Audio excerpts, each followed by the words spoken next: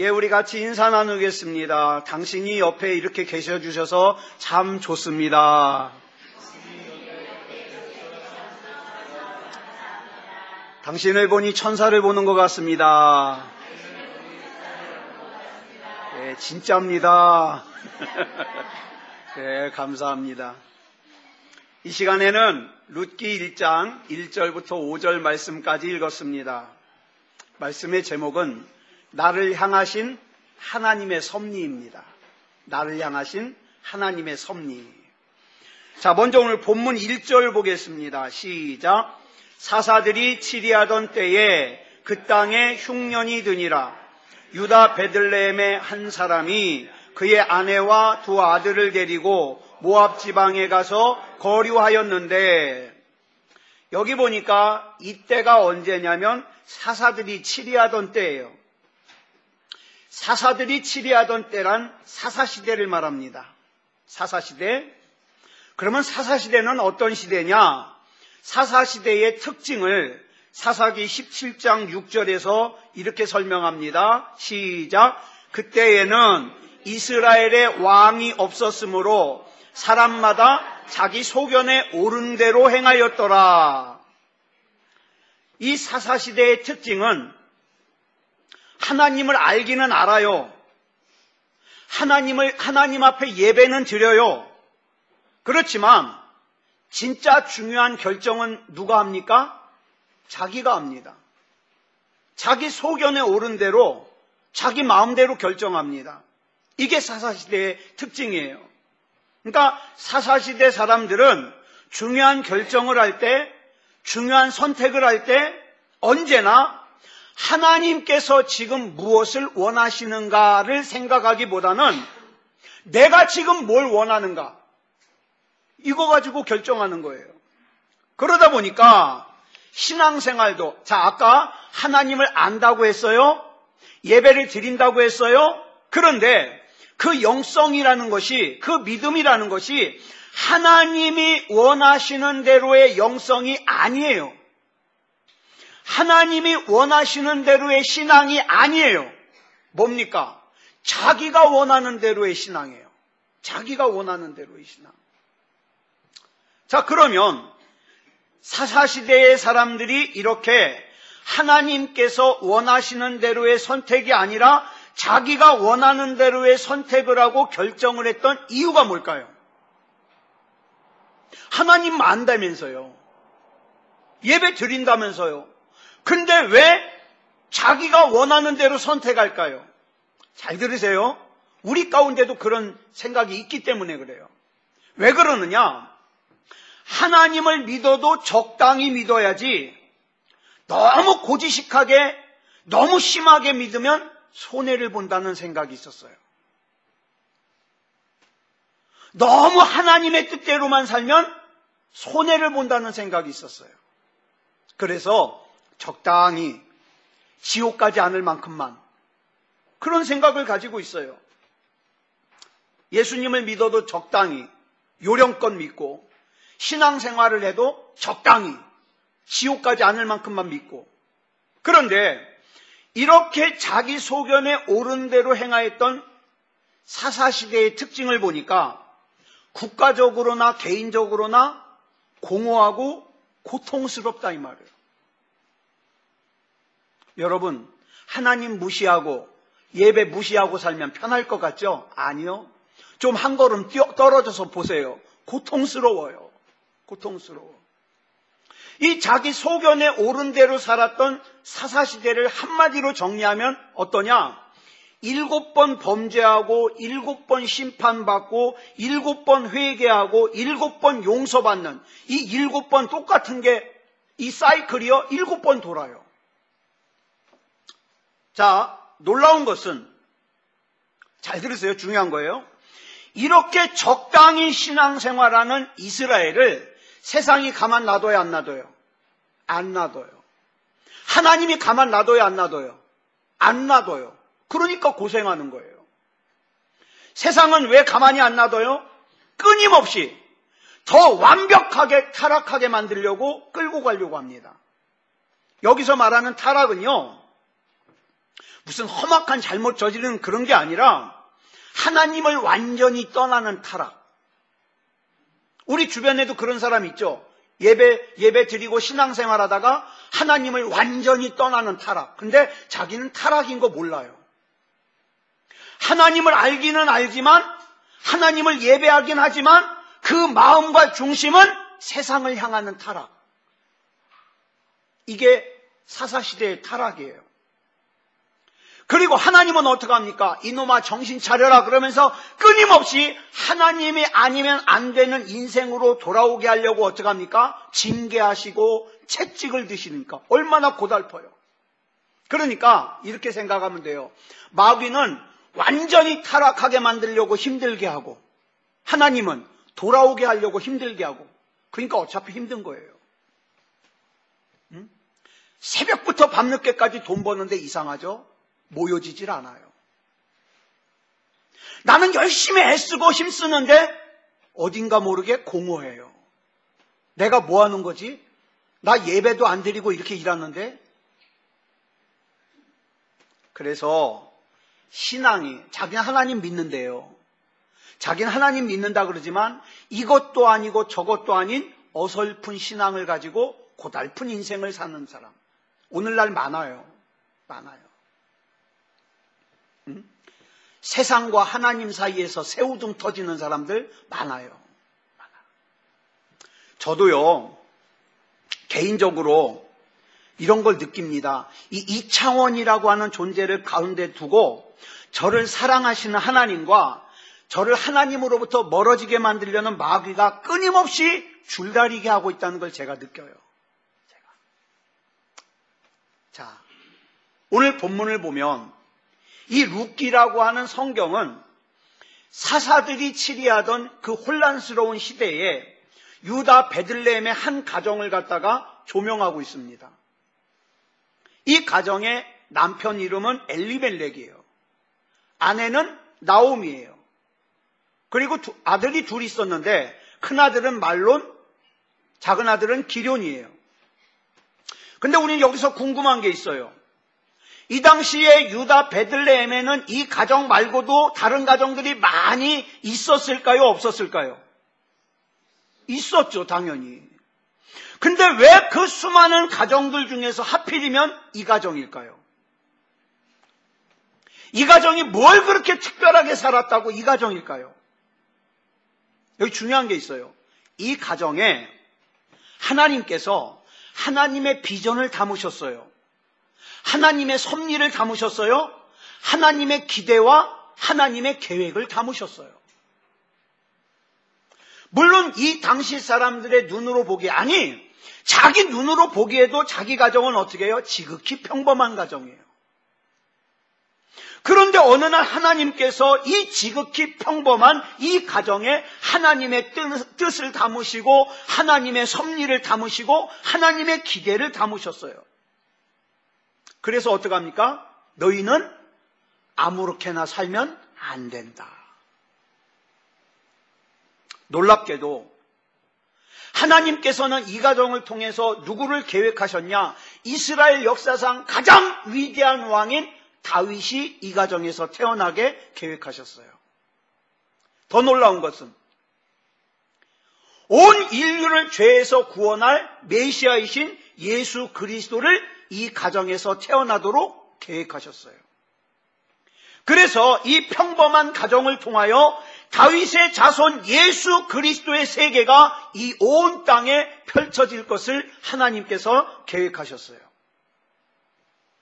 그런데 이 당시 사람들은 이 가정의 이 후손 중에서 다윗이라는 위대한 왕이 나올 줄, 온 인류가 그토록 기다렸던 메시아 예수 그리스도가 태어날 줄 알아요, 몰라요? 몰라요. 왜냐하면 그렇게 큰 꿈을 꾸기에는 이 가정은 너무나도 평범한 가정이에요. 너무나도. 만약에 하나님께서 이 당시에 이 주인공, 이 주인들에게, 엘리멜렉, 나오미, 이 사람들에게, 야, 네 가정에서 위대한 왕이 태어날 거야, 메시아가 태어날 거야, 믿을까요? 못 믿을까요? 못 믿어요. 못 믿어요. 자, 또 한 가지 얘기할게요. 이복 형들에 의해서 애굽으로 노예로 팔려간 요셉이 애굽으로 팔려가서 11년 동안 종살이를 하고 있는데, 이런 요셉의 종살이하고 있는 이 요셉의 삶에 하나님께서 장차 이 땅에 7년 동안에 엄청난 기근이 올 건데, 그 기근에서 너를 통해서 애굽 사람들과 네 아버지 야곱의 가족과 인근 나라들의 생명을 구원할 계획을 내가 심어 놓았다. 그 요셉이 믿을까요? 지금 종살이하고 있는데, 자기 혼자 지금 자기 몸 하나 건사하기도 힘든데, 또 억울한 누명을 쓰고 2년 동안 감옥에 갇혀있는 요셉에게 너를 이 나라의 총리로 세울 거야, 이 얘기하면 이게 믿어지겠어요? 지금 내가 감옥에 있는데? 여러분, 다윗 아시잖아요. 다윗이 뭐 하던 사람이에요? 목동이에요, 목동. 이 당시에 목동은요, 가장 비천한 직업 중에 하나예요. 자, 목동인 다윗의 삶의 그릇에 하나님께서 다윗아, 내가 너를 이 땅에 역사상 가장 위대한 왕으로 너를 만들 거야. 믿어지겠어요? 애굽에서 살인을 저지르고 미디안 광야로 도망가서 40년이 지나가지고 어느덧 나이가 80세. 자기 가진 재산은 아무것도 없어요. 양칠 때 쓰는 막대기 하나밖에 없어요. 그런 모세에게, 모세야, 내가 너를 이스라엘 백성을 애굽에서 끄집어내는 인도자로 쓸 거야. 믿어져요? 나 지금 내 몸 하나 서 있기도 힘든데, 나이 80이라. 자, 하나님께서 아브라함을 갈대아 우르에서 불러내셨습니다. 이 당시에 갈대아 우르에는요, 아브라함 말고도 다른 가족들도 많이 살고 있었어요. 그런데 왜 그 중에 특별히 아브라함이 선택을 받았을까요? 아브라함이 특별히 뭐 잘했죠? 막 새벽 기도도 안 빠지고 하고, 그죠? 그랬어요? 아니요. 그러나 그럼에도 불구하고 하나님께서 갈대아 우르에서 아브라함을 택하시고 아브라함을 불러내서 그의 인생에 뭘 심으셨어요? 너는 믿음의 조상이 될 거야. 자, 그러면 이제 우리를 보자고요. 지금 현재 저와 여러분의 처지와 형편을 보면 어떤 사람은 나는 돈이 없어. 나는 건강이 없어. 나는 이제 살 만큼 다 살았어. 나 이제 하나님께서 불러가실 날만 기다려. 서 있으면 앉고 싶고, 앉고 있으면, 앉아 있으면 눕고 싶고, 눕고 있으면 아예 가고 싶어. 몸이 너무 힘드니까. 이게 우리 처지와 형편일 수 있어요. 그럼에도 불구하고 저와 여러분이 하나님께서 내 인생 가운데 역사하실 믿음을 버리면 안 되는 이유가 있어요. 뭔지 아세요? 내 믿음이라고 하는 이 삶의 그릇에 하나님께서 뭘 담으셨는지 우리는 지금 알아요, 몰라요? 몰라요. 그러니까 아무렇게나 살면 안 돼요. 네? 승질 난다고 승질 내면 안 돼요. 네? 아무나 미워하면 안 돼요.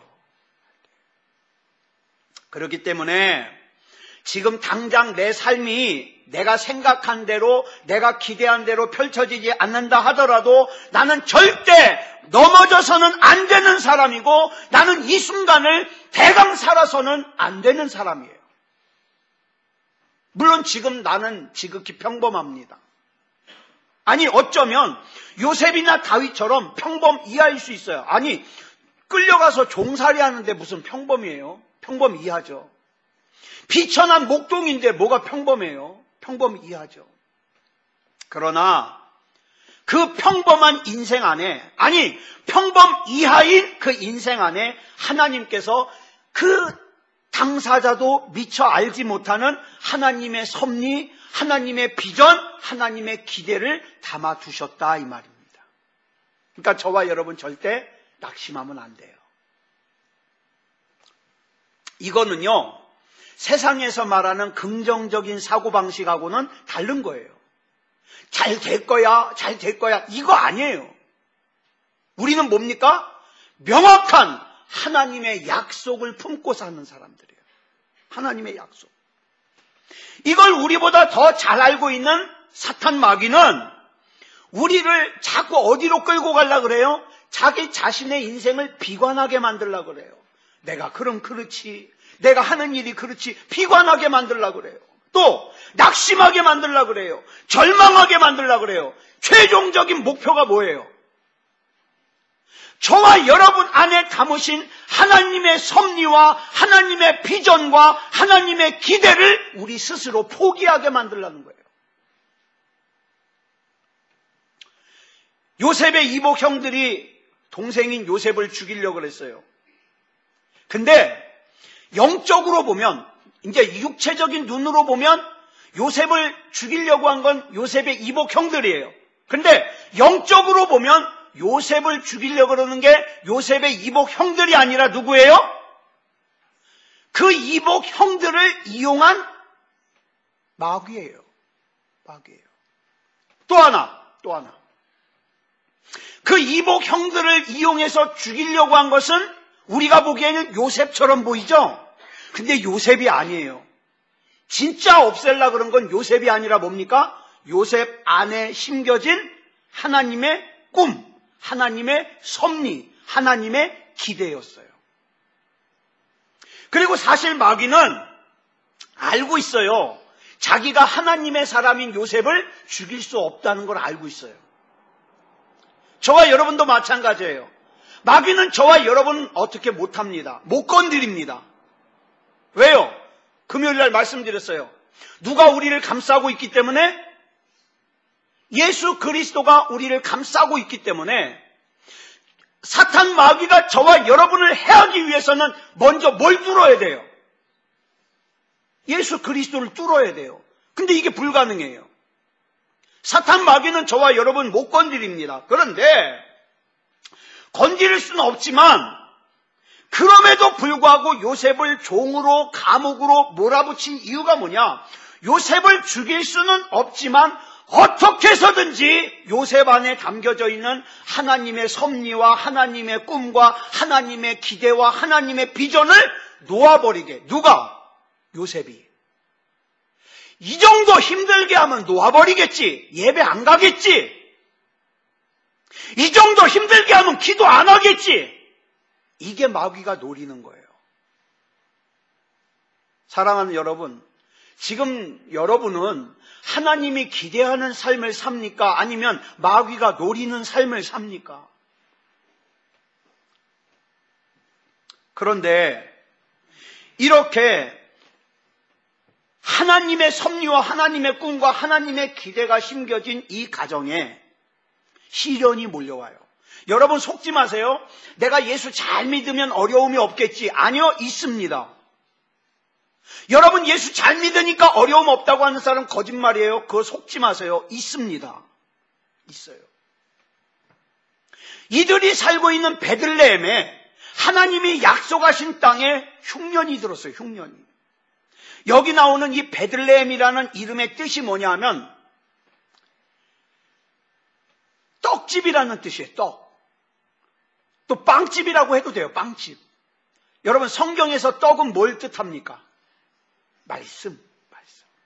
그러니까 이 말씀의 집이에요. 하나님의 섭리를 품고 있는 땅이에요. 이 울타리 안에서 누가 태어날 것이고 다윗이 태어날 것이고 또 이 울타리 안에서 누가 태어날 것이고 예수 그리스도가 태어날 것이고 그런데 이 하나님의 섭리를 품고 있는 이 땅 베들레헴에 흉년이 왔어요. 여러분 하나님의 섭리와 하나님의 꿈과 하나님의 기대가 심겨진 가정인 엘리멜렉의 가정도 예외가 아닙니다. 하나님의 섭리에는 시련도 포함될 때가 많아요. 시련도. 왜? 이 시련이 왜 올까요? 제가 보니까 살면서 어려움을 겪지 않는 집은요, 어떻게 해요? 타락하기 아주 쉬워요. 저 한화그룹의 아들이 또 변호사를 갖다가 막 머리끄댕이 잡고 그래가지고 또 난리가 났었잖아요. 왜 그럴까요? 얘네가 무슨 고생을 했겠어요?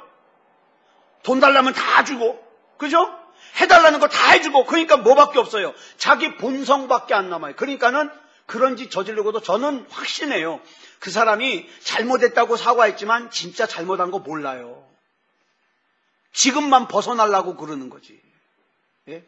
근데 저와 여러분은 어때요?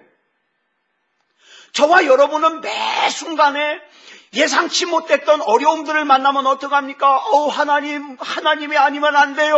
하나님이 붙잡아 주세요. 그래가지고 넘어가잖아요. 그러니까 어떻게 해요?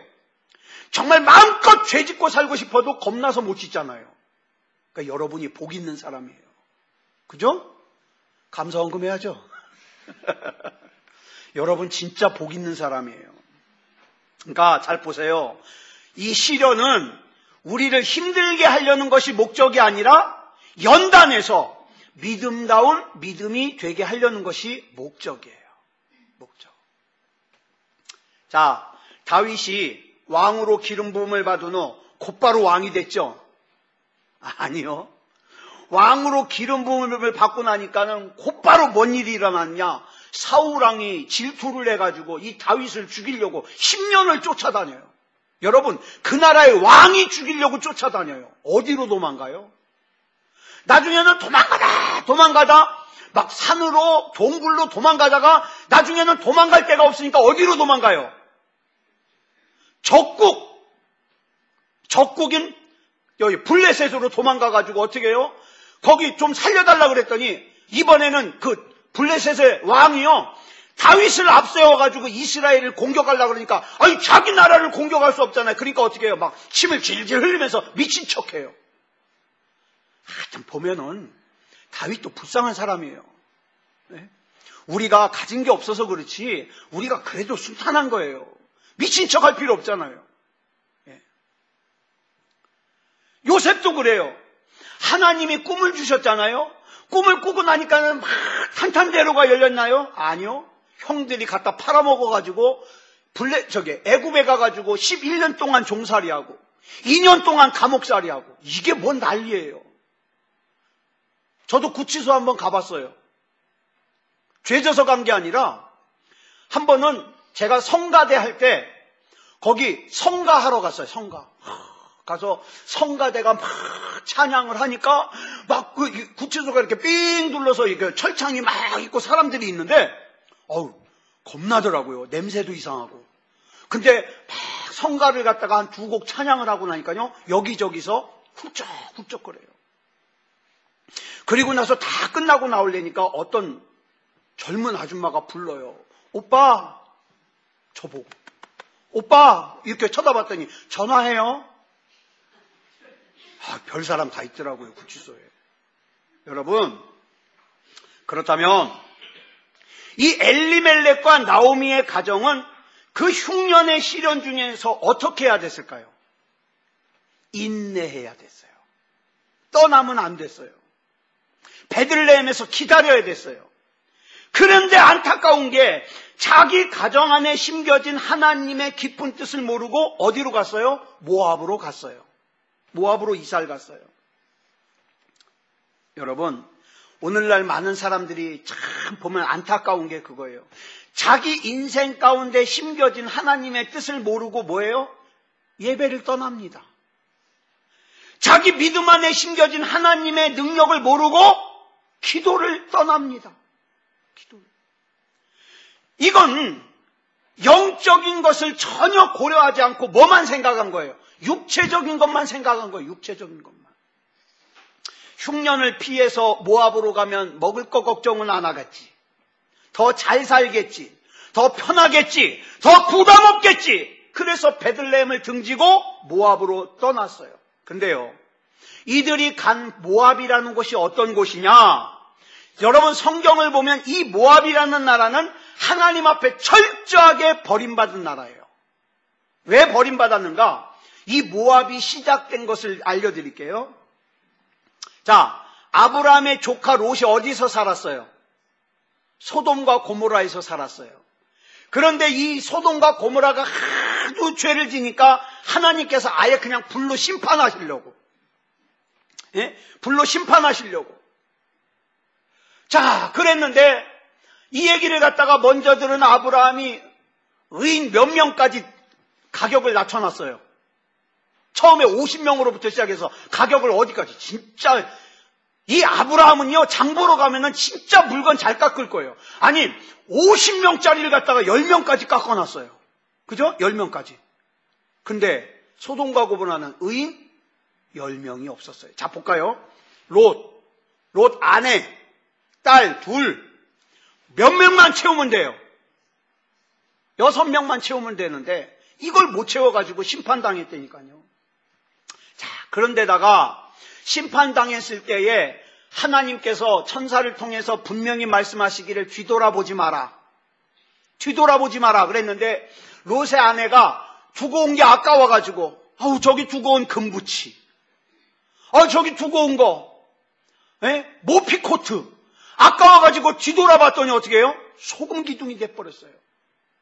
그러니까 이제 대가 끊어지게 생긴 거예요. 피한 건 누구밖에 없어요? 롯과 두 딸. 근데 여기 중요한 게 있어요. 죄악 가운데 자란 사람은 생각이 죄다. 이 소돔과 고모라에서 태어나고 자란 이 두 딸이 자기는 당연하게 생각하는 건데 그게 하나님 보기에 악한 거예요. 뭐냐 하면 가만히 생각하니까 자기네들도 결혼할 정혼남들이 다 죽었어요. 거기서 아버지도 엄마가 오다가 죽었어요. 지금 대가 끊어지게 생긴 거예요. 그러니까 생각을 뭘로 하는 거예요?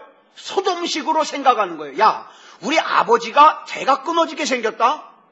우리 어떻게 할까? 그러면서 생각해낸 것이 소돔과 고모라에서는 당연한 거지만 하나님 보실 때는 악한 거예요. 어떻게 해요? 아버지 롯에게 포도주를 잔뜩 먹여가지고 취한 사이에 이 두 자매가 번갈아 아버지한테 들어가서 잠자고 나오는 거예요. 그래가지고 아버지의 씨를 받아가지고 애를 가졌어요. 그래서 태어난 민족이 누구예요? 모압과 암몬이에요. 그러니 하나님이 보시기에 얼마나 악해요. 그래서 신명기 23장 3절에 보니까 이 모압과 암몬에 대하여 분명히 하나님이 이렇게 말씀하십니다. 시작. 암몬 사람과 모압 사람은 여호와의 총에 들어오지 못하리니 그들에게 속한 자는 10대뿐 아니라 영원히 여호와의 총에 들어오지 못하리라. 여러분 기억하시죠? 니느웨도 회개하면 용서해 주셨어요. 소돔과 고모라마저도 회개하면 용서해 주시려고 그랬어요. 그런데 모압과 암몬은요, 회개조차 안 받으신대요. 회개조차. 그래서 적어도 복음 안에서 볼 때 철저하게 저주받은 민족이 누구냐? 이 모압과 암몬입니다. 그런데 하나님께서 섭리하시는 가정이, 하나님께서 기대하시는 가정이, 하나님의 뜻이 담겨져 있는 가정이 좀 더 편하게 먹고 살겠다고, 고생 좀 덜 하겠다고 어떻게 했어요? 약속의 땅인 베들레헴을 떠나서 저주받은 땅인 모압으로 갔다. 이 선택은 정말 어리석은 거예요. 사랑하는 여러분, 절대 어리석은 선택하지 않으시기 바랍니다. 절대. 이유는 단 하나예요. 먹고 살기 좋다고. 먹고 살기 좋다고. 그런데 제가 가만히 전도사 생활, 목사 생활 해보니까 참 하나님을 잘 믿는다고 하는 사람이, 믿음으로 살겠다고 하는 사람이 결정적인 선택을 할 때에는 육신을 따라 모압으로 떠나는 사람들이 있더라. 실제로 있더라. 적어도 내가 그리스도인이라면, 적어도 내가 은혜 입은 자라면 더 잘 먹고 잘 입기 위한 선택을 하면 안 돼요. 안 돼요. 믿음이 좋았던 사람도 한번 하나님으로부터 벗어나서 육신적인 선택을 하기 시작하면 그 다음에 불신앙적인 선택하는 건 더 쉬워요. 쉬워. 그래서 기억하십시오. 우리 한번 따라할까요? 한 번의 불신앙은 또 다른 불신앙으로 나를 끌고 간다. 네, 또 다른 불신앙으로 나를 끌고 갑니다. 그래서 한번 더 따라하겠습니다. 나를 믿으면 안 된다. 네, 중요해요. 나를 믿으면 안 돼요. 나를 믿으면. 불신앙으로 끌고 가려고 하는 나를, 절망하려고 하는 나를 끊임없이 나는 뭘로 설득을 해야 돼요? 믿음으로 설득을 해야 돼요. 자기 자신에게 자꾸 얘기하세요. 장원아, 너 그러면 안 되잖아. 네 안에 담겨진 게 어떤데? 너 이러면 안 되잖아. 너 믿음다운 믿음이어야 되잖아. 자꾸 설득해야 돼요. 물론 이 당시에 베들레헴에서 살고 있던 많은 가정이 모압으로 이사를 했어요. 근데 이상하게 다른 가정들은 하나님께서 문제 삼지 않으시는데 왜 유독 엘리멜렉의 가정만 안 된다 그럴까? 왜 다른 사람은 나랑 똑같이 죄를 졌는데도 멀쩡한데 왜 나는 조금만 잘못을 해도 하나님이 간섭하실까? 힘들게 하실까? 이유가 있어요. 왜 다른 사람은 예배를 갖다가 몇 년씩 안 드려도 아무렇지도 않은데 나는 한 번만 빠져도 발가락을 찔까? 이유가 있어요. 이유가 있어요. 무슨 이유예요? 그것은 하나님께서 나를 택하시고 붙들고 계시기 때문이에요. 다른 사람은 다 마음대로 살아도 너만은 그렇게 살면 안 된다. 왜요? 그 안에 담겨진 게 있으니까. 그 안에. 여러분, 우리 새소망교회가 작죠? 우리 교회가 작지만 우리 교회가 마음대로 살면 안 되는 이유가 있잖아요.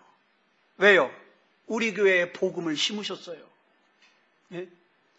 세상 사람들이 다 교회가 타락한다고 외쳐도 너희만큼은, 새소망교회 너희만큼은 하나님 말씀대로 세워져야 된다. 그렇죠? 하나님께서 지금 저와 여러분 어떻게 평가하고 계십니까? 죄를 져도 가만히 놔두십니까? 아니면 죄를 조금만 저지르려고 마음만 먹어도 하나님께서 간섭하십니까? 저는 여러분이 참 좋아요. 왜 좋은지 아세요? 여러분이 하나님에 대해서 겁을 많이 가져서 좋아요. 요즘 세상에요, 하나님 무서워하지 않는 사람들 너무 많거든요. 근데 여러분들은 제가 다 보니까 조직의 쓴맛을 한 번씩 다 봤어요. 그죠? 그래서 감히 하나님 앞에 덤비면 안 된다는 거 알잖아요. 그죠? 이게 얼마나 큰 복인지 몰라요. 모압은 아무리 풍요해도 하나님이 없는 땅이에요. 그렇기 때문에 절대로 엘리멜렉의 가정은 모압으로 가면 안 돼요. 여러분, 이들은 아무 데서나 자기가 살고 싶은 대로 살아서 안 되는 사람들이에요. 모압에 와가지고 남편이 죽었어요. 두 아들이 죽었어요. 그러면 돌아가야 되잖아요. 근데 모압으로 올 때는 네 맘대로 왔지만 돌아가는 건 맘대로 못 돌아간다고 모압이 발목을 꽉 잡고 있어요. 예배를 떠날 때는 쉬웠는데 예배를 다시 회복하려니까 어떻게 해요? 사탄 마귀가 발목을 꼭 잡고 못 돌아가게 해요. 왜? 돌아가면 그 안에 심겨진 하나님의 뜻이 이루어지거든. 그래서 나오미는 모압에 그냥 눌러앉기로 작정을 하고 그 과정 속에서 남편 엘리멜렉도 죽고 두 아들 말론과 기럨도 죽었어요. 왜 눌러앉으려고 작정했다는 걸 아느냐? 두 아들 말론과 기럨을 모압에서 결혼시켰어요. 이건 뭡니까? 안 떠나겠다는 거예요. 자, 그런데 한 번 불신앙하니까 두 번째 불신앙은 쉬워요. 자, 그런데 이제 남편과 두 아들을 잃은 나오미의 심정이 어떤가? 룻기 1장 20절 보겠습니다. 시작. 나오미가 그들에게 이르되 나를 나오미라 부르지 말고 나를 마라라 부르라. 이는 전능자가 나를 심히 괴롭게 하셨음이니라. 여기 나오는 나오미라는 이름의 뜻은 기쁨, 즐거움, 행복 이런 뜻이에요. 마라는 뭡니까? 고통스럽다, 괴롭다 이런 뜻이에요. 그러니까 이제 내 이름을 기쁨이라고 부르지 말고 고통이라고 부르라는 거예요. 고통. 나 지금 무지하게 고통스럽다. 고통이라고 부르라. 만약에 여러분이 나오미 옆집 사는 사람이라면 나오미에게 뭐라고 얘기하시겠어요? 여러분이 나오미 옆집에 살아. 그러면 나오미에게 뭐라고 하시겠어요? 저 같으면 그럴 거예요. 아이, 그러게 좀 힘들더라도 베들레헴에서 좀 버티지. 아니, 남편 죽었을 때라도 좀 돌아오지. 그죠? 근데 사실은 나오미 가정이요, 처음부터 모압에서 눌러 앉으려고 간 거 아니에요. 1절에 보니까 거류하였는데 그러잖아요. 거류하였는데, 모압에 가서 거류하였는데, 이 거류하다라는 이 단어의 뜻이 뭐냐면 잠깐만 있다가 올라 그랬어요. 베들레헴에 가뭄이 있는 때만 있다가 금방 돌아올라 그랬어요. 근데 그 기간이 10년. 왜 못 돌아올까요? 이 가정에 담겨져 있는 하나님의 섭리, 하나님의 뜻, 하나님의 비전, 하나님의 기대를 사탄 마귀가 알고 있어요. 여러분, 어떤 사람들은요, 자기가 그냥 자기 마음대로 예배 안 드리는 줄 알아요. 자기 마음대로 기도 안 하는 줄 알아요. 아니요, 발목을 잡힌 거예요. 마귀에게 발목 잡혀가지고 예배 못 드리는 거예요. 발목 잡혀서 기도 못 하는 거예요. 왜?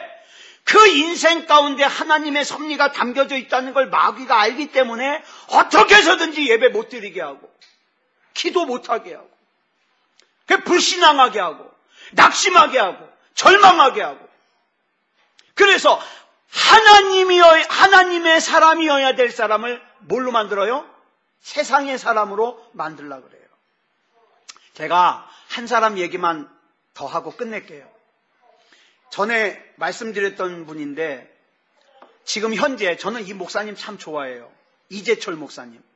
100주년 기념교회 이재철 목사님 참 좋아하는데, 이분이 오래전에 1992년 정도에 주님의 교회에서 목회를 하실 때 한 여인으로부터 편지를 한 통 받았어요. 편지의 내용을 읽어보니까 이런 내용이에요. 자기 남편은 신대원, 신학교 대학원을 졸업한 사람이에요. 그리고 이 부부가 누구보다도 사명감을 가지고 하나님의 일에 헌신하기로 작정을 하고 기도를 하고 준비하고 있었어요. 그리고 이제 결혼을 해가지고 애를 낳는데, 아이고, 이 태어난 아기가 뇌성마비예요. 뇌성마비. 이 아이가 뇌성마비라 이 신랑이 어느 교회에 부교육자로 들어가려고 그러면 받아주질 않아요. 왜냐하면 사람들의 생각이 적어도 하나님의 일을 하는 하나님의 사람이라면 자식들이 잘 돼야 되는데, 아니, 하나님의 일을 하는 사람의 자식이 뇌성마비면 누가 그 사람 말 듣겠냐는 거예요. 안 받아요. 그래가지고 일을 하고 싶은데 할 수가 없다는 거예요. 그 편지지에 눈물 자국이 턱 떨어져 있는 게 보여요. 그러다가 실망 가운데 빠져있던 이 가정이 이재철 목사님이 쓰신 우리 책도 있잖아요. 새신자반이라는 책을 보고 거기에 이런 내용이 나와요. 요한이 젊은 나이에 예수님께서 요한에게 보라, 네 어머니다. 그러니까 우리 어머니를 좀 부탁한다. 그리고 이제 돌아가셨잖아요. 그래서 요한이 그 어머니 마리아가 돌아가실 때까지 옆에서 봉양을 했어요. 근데 이 어머니 마리아가 살아도 너무 오래 살았어.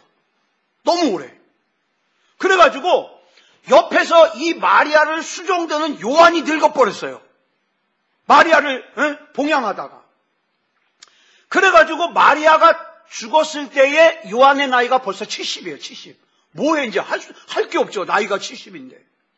그래서 이제 요한이 이제는 내 인생 다 끝났다라고 할 때에 하나님께서 그 요한을 통해서 성경을 쓰게 하셨는데 뭐 했다? 요한복음, 요한 1서, 요한 2서, 요한 3서, 요한 계시록을 쓰게 하셨어요. 그러면서 내가 늦었다, 내가 다 끝났다고 생각할 때에도 하나님은 끝나지 않았다는 걸 말씀하니까 이 글을 읽고 힘을 얻은 거예요. 그러면서 이제 이 책을 통해서 용기를 얻었다, 이렇게 편지를 보낸 거예요. 그러니까 이 편지를 받고 이재철 목사님이 수소문을 해가지고 연락을 했어요. 나랑 좀 만날 수 있겠냐고. 그게 만났어요. 얼마나 좋았을까요? 근데, 만나가지고 이재철 목사님이 그분에게 이렇게 얘기했어요. 나랑 같이 일합시다. 우리 교회 오십시오. 우리 교회 오십시오. 그랬더니 이분이 하는 말이 참 감사한 말씀인데요. 제가 계속 퇴짜를 맞다가 며칠 전에 어떤 교회에서 오라고 했어요. 오라고. 그래서 저는 약속을 지키기 위해서 거길 가야 됩니다. 근데 이재철 목사님이 제시한 자리는 전임사역자예요. 전임사역자는요, 직장으로 말하면 정규직이에요. 근데 그 교회 가는 자리는 뭐예요? 1년짜리 파트타임이에요. 직장으로 말하면 비정규직이에요. 근데 여기랑 이미 약속했기 때문에 나 못 간다는 거예요. 그러니까 이재철 목사님이 그러냐고. 더 마음에 들어요. 약속 지키는 거 보니까 더 마음에 들어요. 알았다고. 그리고 나서는 달력에 체크했다가 1년 딱 되자마자 전화를 한 거예요. 1년 됐으니까 올 수 있냐고. 그랬더니 그분이 갈 수 있다고. 그래서 갔어요. 주님의 교회로. 그리고 이제 3년 동안 두 분이 같이 아주 재미나게 사역을 했죠. 그리고 나서 이재철 목사님이 주님의 교회를 사임하고 나서 저 스위스 제네바 한인교회로 가셨어요. 이분 혼자 남아서 3년을 더 있다가 이제 6년 지나고 안식년이 돼서 일을 쉬게 된 거죠. 근데 제네바 한인교회로 간 이재철 목사님이 한 번은 저 두바이 아시죠? 두바이. 예? 사막에 있는 도시 두바이.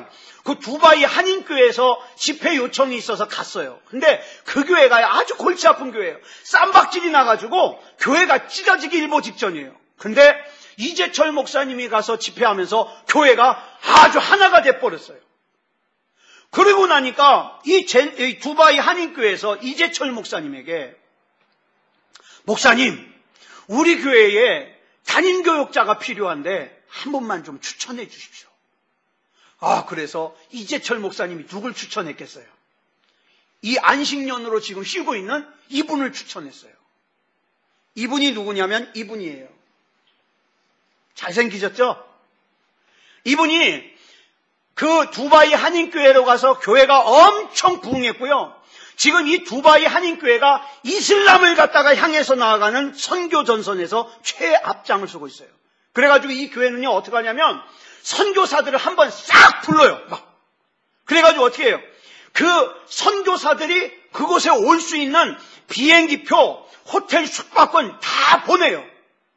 와가지고 그냥 빈손 들고 와가지고 푹 쉬게 만들어요. 막 먹을 거 잔뜩 먹이고, 그 갈 때도 다 생활비 줘서 보내고. 그래가지고 선교사님들이 힘을 얻게 해가지고 어떻게 해요? 다시 선교 전선으로 가가지고 선교할 수 있게끔. 이게 지금 이 교회가 그런 일을 해요. 이 목사님 이름이 누구냐? 신철범 목사님이에요. 여러분 인터넷으로 두바이 한인교회를 치시면 이분 설교도 들을 수 있어요. 아주 좋아요. 여러분, 이분이 왜 나는 목회를 하려고 그러는데 가는 데마다 막혀? 그리고 주저앉았다면 끝났죠. 근데 이분의 가정은 베들레헴을 떠나지 않았어요. 베들레헴을. 사랑하는 여러분, 저와 여러분 안에 담겨져 있는 하나님의 섭리는 반드시 이루어집니다. 하나님을 내가 원하는 것을 이루는데 이용해 먹으려고만 하지 말고 내 안에 담으신 하나님의 뜻이 뭔가 이걸 먼저 깨닫자고요. 깨닫자고요. 지금 당장에는 힘들어도 내 안에 하나님의 비전이 있으니까, 내 안에 하나님의 섭리가 있으니까, 내 안에 하나님의 기대가 있으니까 나는 지금 믿음다운 믿음을 가지고 이 베들레헴을 지키리라. 얼마나 하나님이 기쁘시겠어요. 네. 이런 믿음 가지고 승리하는 저와 여러분이 되기 바랍니다. 우리 반주 준비해 주시고요. 우리 이 찬양 부르고 같이 합심으로 기도하겠습니다. 찬송가 408장입니다. 나 어느 곳에 있든지 늘 마음이 편하다. 우리 주님 예수님이 주신 평안함이 내 안에 늘 충만하도다. 우리 같이 찬양하겠습니다.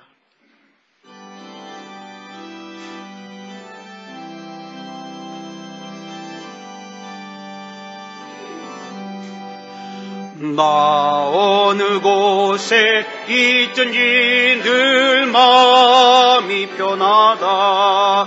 주 예수 주신 평안함 늘 충만하도다.